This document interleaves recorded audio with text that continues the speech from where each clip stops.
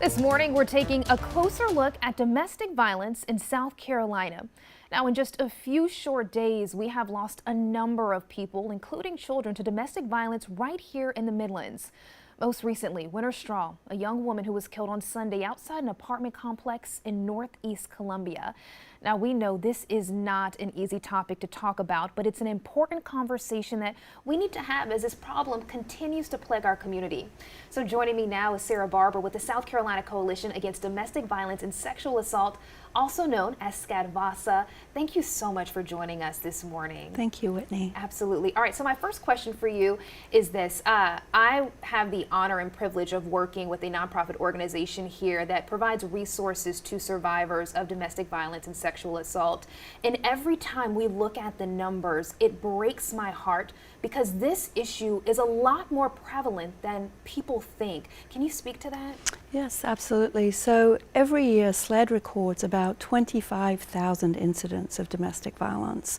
And then the homicide numbers, as we all know, are terrible in South Carolina. But that is just a fraction of the number of incidents that are happening across the state. Our member organizations provided services to over 20,000 people last year. Wow. They take in, around 20,000 hotline calls every year.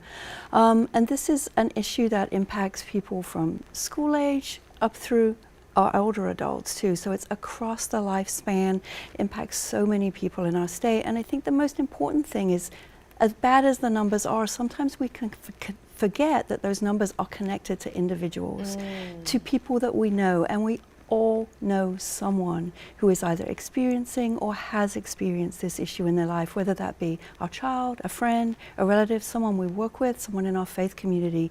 It is everywhere around us and impacts our communities in so many ways. Absolutely. And I think it's so important to highlight the fact that there is no shame if you are experiencing this. It is more common. You are not alone, and that there are organizations that are out there that want to provide help. So can you speak to some of the resources that are out there for survivors? Yes, we have quite a few. So in the Midlands, we have Sister Care, which provides shelter and all different kinds of resources, legal resources, advocacy. We also have the Hive, which provides advocacy for survivors too. And I think there's so much we as community members can do in learning about what resources are available and being ready if somebody comes to us. It can be incredibly difficult, and as you mentioned, you can feel a lot of shame in coming forward. And if somebody does come to us, it's important that we listen, we let them tell their story in the way they need to, that we believe them, because we may be the first person they come to, and if we don't believe them, they may never come forward and ask anyone for help again. So learn the resources. If someone comes to you, listen to them. Encourage them to reach out so they can make a safety plan for themselves and their children if children are involved. And then always stay there and support them. So somebody may not leave, somebody may not do what we think they should do, but it's incredibly difficult to leave a relationship for many, many reasons.